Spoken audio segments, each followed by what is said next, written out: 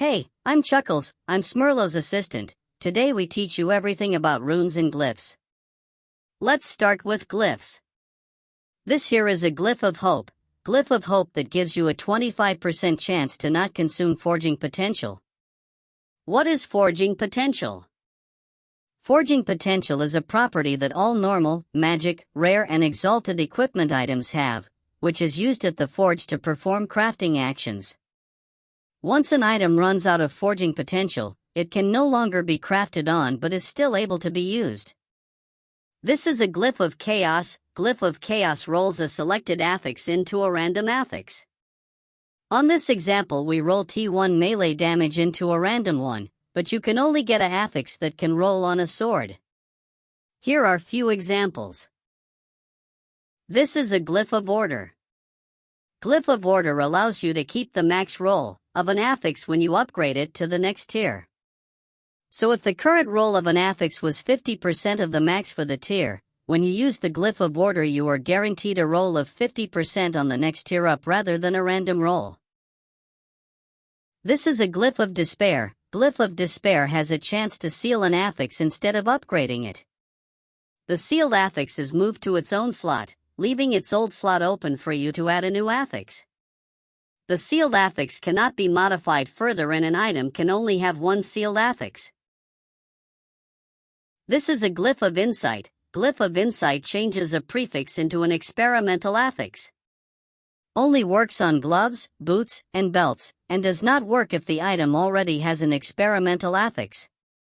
The exact experimental affix it becomes and its tier are determined by the properties of the item.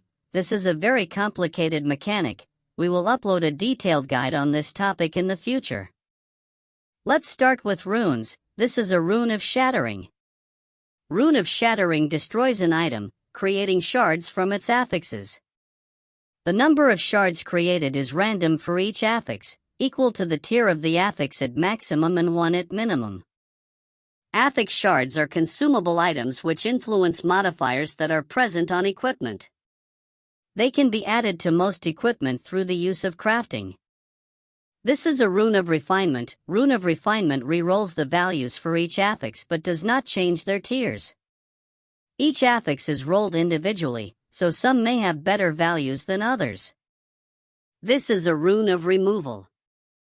Rune of removal removes a random affix from an item, granting you a number of affix shards corresponding to it. This rune is much more reliable when it comes to extracting specific affix shards from items, and this is much more valuable and handy to have than the very random. This is rune of discovery. Rune of discovery adds random tier 1 affixes to all empty affix slots on an item. It has an increased chance of rolling rarer affixes, which gives it the potential for interesting high rolls. Rune of discovery does not consume any forging potential, but it can't be used on items with no forging potential remaining. This is rune of shaping. Rune of shaping lets you re-roll all implicit modifiers on an item, potentially turning an average crafting base into a very powerful one. Rune of shaping can be used together with glyphs, and this rune is especially worth using if the implicit bonuses on your item are of high value to you, but they low-rolled.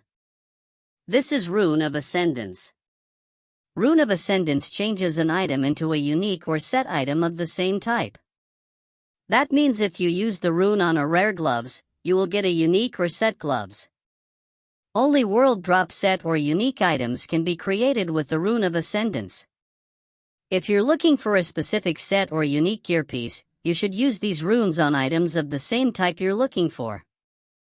This is rune of creation. This is the rarest and the most powerful of all runes. It duplicates an item, setting the forging potential of the base and the copy to 0 in the process, so it can be used only once on any item and can never be used on created copies. These runes will be very expensive, so think twice before using it. And now to the last rune.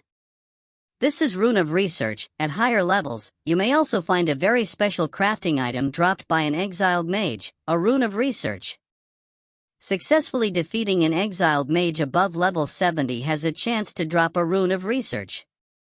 This rune will seal an experimental affix on an experimental item. Along with the guide for the Glyph of Insight, we will also be covering the Rune of Research. That's it for the lesson on runes and glyphs. Thank you for watching and I hope you learned something. Don't miss the next class. We wish you good loot.